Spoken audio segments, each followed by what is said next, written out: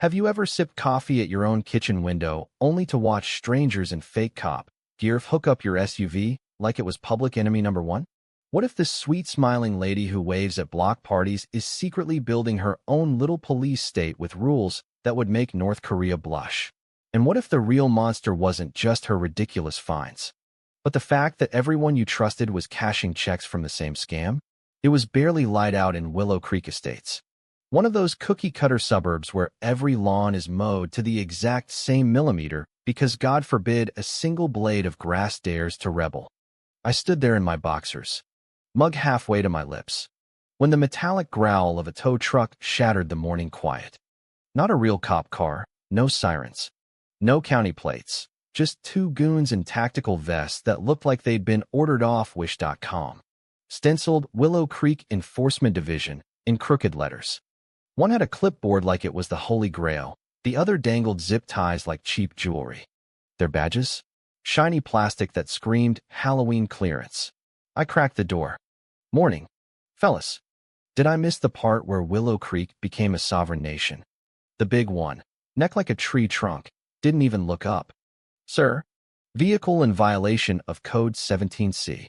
Unauthorized color variance and improper driveway alignment. Impound time. I almost choked on my coffee. Unauthorized color? It's a black SUV. The whole neighborhood drives black SUVs. And my driveway? It's my driveway. The smaller one. A woman with a smile sharp enough to file taxes. Cut in like she'd rehearsed this in the mirror. All residents are equal under community standards. Mr. Hale. Even former auditors who think they're above the little people. That's when I saw her. Karen Whitaker, president of the Willow Creek HOA for 12 glorious years, standing at the edge of my lawn in a robe so perfectly pressed it could cut glass. Arms folded, chin tilted like she owned the zip code and the oxygen that came with it. She waved daintily. Good morning, Officer Daniels, Agent whatever. Mr. Hale might resist.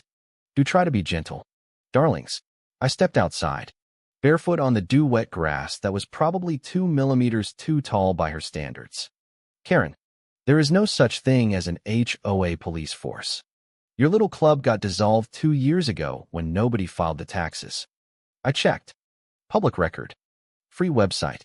Takes 30 seconds. Her smile never wavered. That slow, syrupy one that made you want to check if your wallet was still in your pocket. Oh, Ryan. Sweetie. We restructured. Community vote. Very democratic. Everyone agreed the old rules were too loose.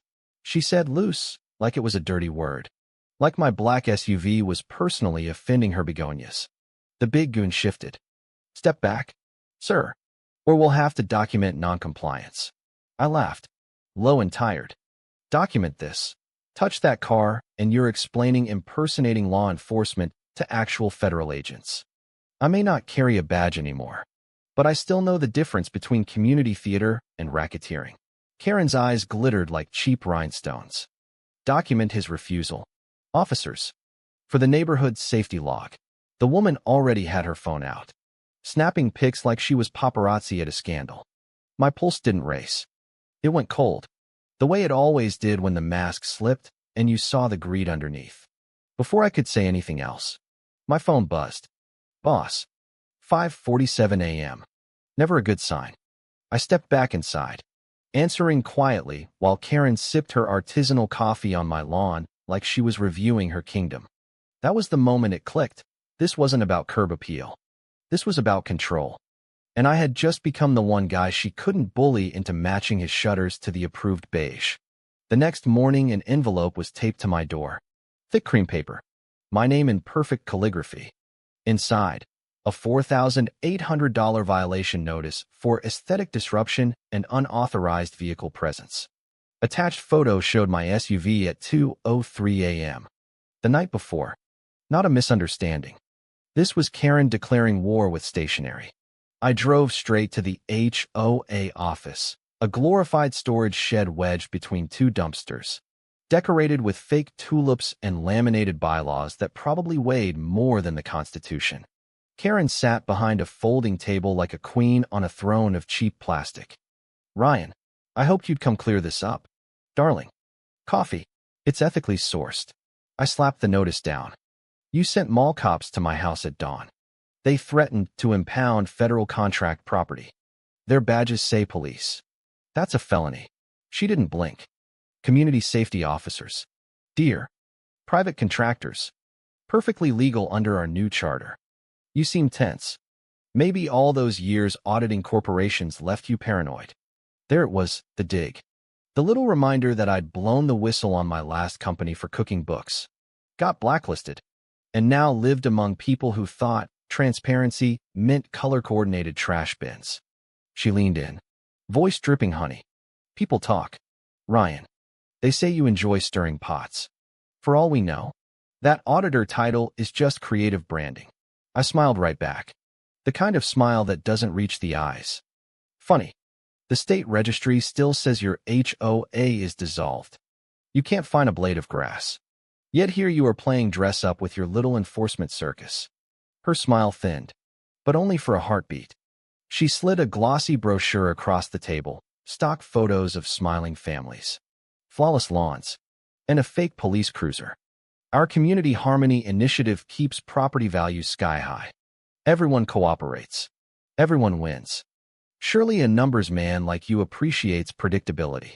I flipped it open. Does this initiative include stalking residents and inventing fines for fun? Or is that just your personal hobby? Careful. Darling, she cooed. You're new here. We don't tolerate accusations. We prefer compliance. The way she said compliance made my skin crawl, like she was tasting the word and finding it delicious. I folded the notice neatly. You want predictability? You're about to get it. Every move you make gets documented, time-stamped, and sent where it actually matters. She laughed, short and brittle. You think you scare me because you used to crunch numbers for the government? I met her eyes. No, Karen. I scare you because I don't need a badge to know when someone's stealing from their own neighbors. Walking out, I spotted the tiny camera above the door, red light blinking like a guilty conscience. This wasn't a neighborhood anymore. It was Karen's personal experiment in tyranny, and I was the glitch she couldn't delete. The next day my phone exploded. Somebody, wonder who, had uploaded a heavily edited video of the confrontation. Slow motion, distorted audio. Me looking like a raving lunatic yelling at poor community officers just doing their jobs. Caption: Ex-auditor threatens Willow Creek safety team over simple parking rule. Is this the neighbor we want? It spread faster than gossip at a potluck. Neighborhood app. Facebook group. Even the HOA email blast. Comments flooded in. He thinks he's special. We just want peace and order. Maybe the board should evict troublemakers. By noon, my boss at the consulting firm forwarded it with a note. Ryan, this has raised concerns about professional conduct. Meeting with HR tomorrow. 9 sharp. When I walked the block that afternoon, curtains twitched. The nice lady who used to bring over zucchini bread crossed the street like I had the plague. Kids stopped playing when I passed. Every porch now had a new camera. Little red eyes everywhere. Watching. I called the only person I still trusted, Detective Ramirez. Old partner from a fraud task force back when I had a real badge. He met me after dark. Parked 2 houses down. You sure this isn't just suburban crazy? He asked. Half joking. I pointed at the lamppost camera. Private surveillance on public property. Company called Elite Shield Security. Registered in Nevada. Sound familiar? His whistle was low. Small-town extortion with fake badges. We're looking at something bigger than one nosy Karen. Over the next nights, we watched black SUVs cruise the streets on the same loop. A drone hovered over my roof one evening. Faint red light blinking like a wink. Karen wasn't just petty, she was franchising fear. Then came the knock at 11:47 p.m. Soft. Hesitant. I opened to find Claire Foster from 3 doors down. Single mom. Eyes puffy. Clutching a folder. They hit me tonight, she whispered. $6.50 fine for unauthorized guest vehicle. My sister's minivan. Took pictures of my kids' bikes like they were evidence. Said if I don't comply, I'll end up like the Millers who moved last month after 4 flat tires and 3 liens. Her voice cracked. They're watching us. Ryan. Every move. I took the folder, grainy photos. Timestamps matching the exact hour she'd texted me earlier. Keep everything, I told her. Don't confront. They already know you came here. A dark sedan idled under the streetlight outside. No plates. Message received. Another envelope under my door that night. Stop before someone gets hurt. I labeled it Exhibit 27. If fear was their weapon, paper trails would be mine. Days blurred into late nights and stronger coffee. Ramirez texted a screenshot. Elite Shield's billing address traced to the same building as my firm's regional compliance office. The initials on every authorization? M. Hargrove, my boss. The man who'd hired me after my whistleblower days. My stomach dropped like a bad audit. He wasn't warning me to stay quiet out of kindness. He was covering his cut of the protection racket, disguised as HOA dues. I walked into his office the next morning without knocking.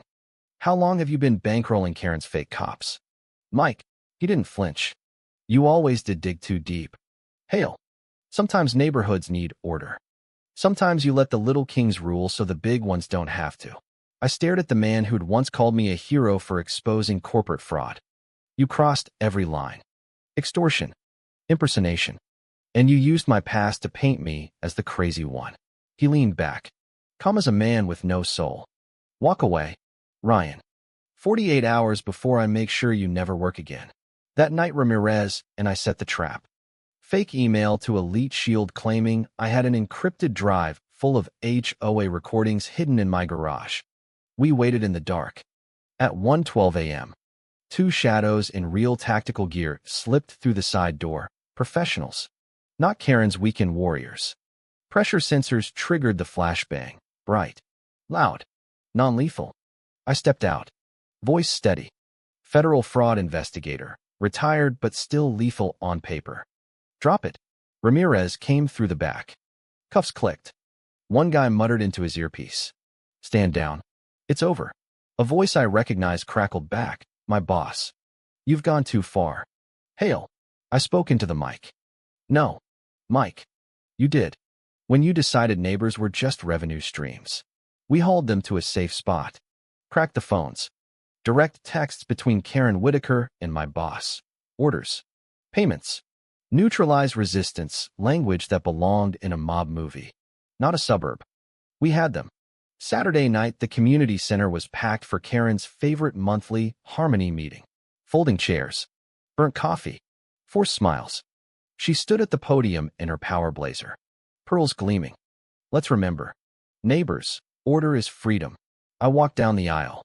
Couldn't agree more. Karen. Her smile froze mid-simper. Ryan. How unexpected. I dropped the folder on the podium. Bank transfers. Fake badges. Emails. Drone footage.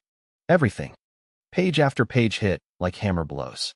This is your real Harmony initiative. A racketeering ring dressed up as lawn rules. You're fake cops.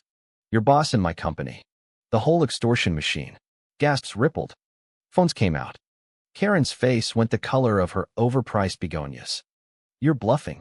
None of that is admissible. Ramirez stepped forward. Real badge flashing under the fluorescence. Actually, ma'am, it's under active state investigation. You're done. Deputies moved in. Karen thrashed as cuffs clicked. You have no idea who you're messing with, she screamed. This isn't over. As they dragged her out, the room exhaled like it had been holding its breath for years. Claire hugged me, tears streaming. Is it really over? I wanted to say yes. Instead I said, for you? Yeah. For the rest of us, we just turned on the lights. The story blew up. Local news called her suburbia's mini-mob queen. My boss resigned quietly for personal reasons. I got reinstated with back pay and an apology.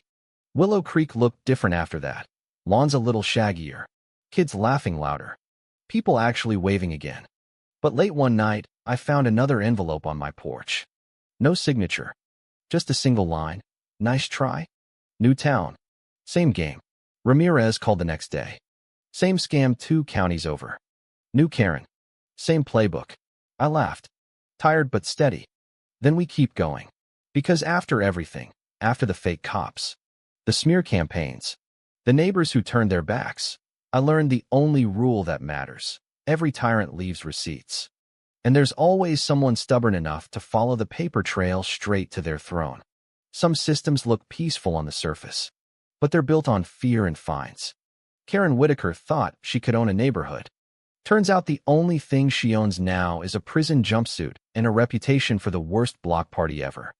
If your HOA ever sends officers to your door, remember, document everything. Stay calm. And when the moment comes, smile while you burn their kingdom down. Justice isn't loud. It's patient. And it always keeps receipts. In the end, the real lesson is simple. Never let smiling tyrants and pastel blazers rewrite freedom as compliance. Stay quiet. Gather proof. And when they least expect it, flip the script. Your neighborhood isn't theirs. It's yours. Fight smart. Win loud.